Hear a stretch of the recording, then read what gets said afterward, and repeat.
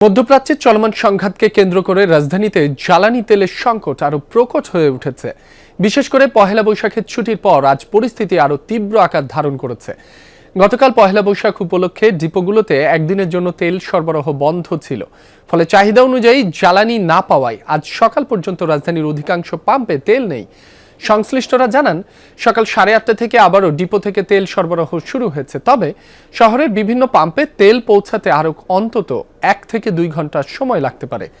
বেলা 11:30টার মধ্যে তেল সরবরাহ শুরু হতে পারে, আর পুরোপুরি স্বাভাবিক হতে সময় লাগতে পারে বিকাল 3টা পর্যন্ত। এদিকে তেল না থাকায় অনেক পাম্পে দীর্ঘ লাইনে অপেক্ষা করছেন গাড়ি চালকরা।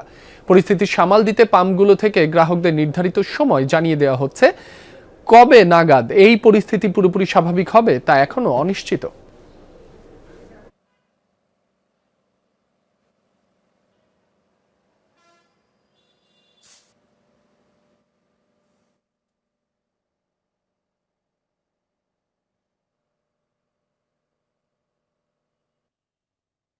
পেট্রোল পাম্পগুলোর আজকের সার্বিক অবস্থা সম্পর্কে জানাতে যোগ দিচ্ছেন সহকর্মী মশিউর অনিক। তিনি আছেন রাজধানীর নিকুঞ্জ এলাকায়। অনিক, আপনি বর্তমানে যে পাম্পে রয়েছেন সেখানে গতকালের পহেলা বৈশাখের ছুটির পর তেল সরবরাহ শুরু হয়েছে কিনা, আর যারা তেল নিতে আসছেন তাদের যে সারি লম্বা লাইন সেটি কতদূর পর্যন্ত গড়িয়েছে জানাবেন আমাদের। রাব্বি, একটা অদ্ভুত পরিস্থিতির ভেতরে ছিলাম। যখন আপনি আমাকে প্রশ্ন করছেন তখন আমি আসলে পরিস্থিতি বোঝার মধ্যে ছিলাম। বিশেষ করে এই জায়গাটিতে এই কিছুক্ষণ আগেই খিলখ্যাত থানাতে ধরে নিয়ে গেছে একজন তেল প্রত্যাশীকে।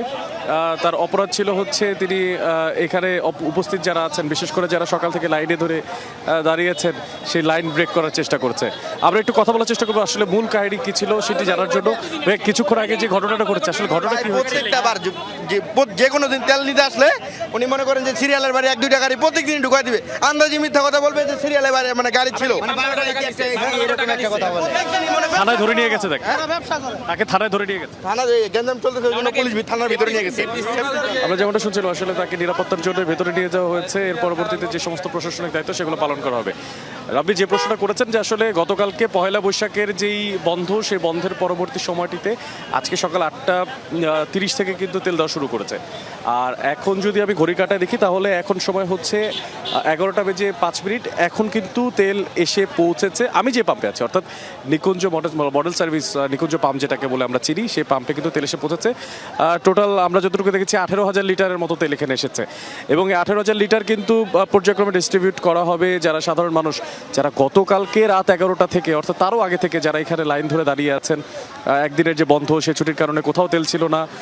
শেষমেশ বাধ্য হয়ে তারা মোটরসাইকেল রেখে কেউ কেউ বাড়ি চলে গেছেন, কেউ কেউ গাড়িতে ঘুমিয়েছেন, আবার কেউ কেউ আছেন যারা হচ্ছে হয়তোবা সারা রাত থেকে আবার হয়তোবা কিছুক্ষণের জন্য গিয়ে আবার ফিরে এসেছে। সো এই হচ্ছে এখন পর্যন্ত আসলে তেল পাম্পগুলোর অবস্থা। সবশেষ পরিস্থিতি স্বাভাবিক হতে প্রায় 3টা থেকে 3:30 পর্যন্ত সময় লাগতে পারে দুপুর। আর উত্তপ্ত পরিস্থিতি তো দেখলেন আপনি, রাব্বি।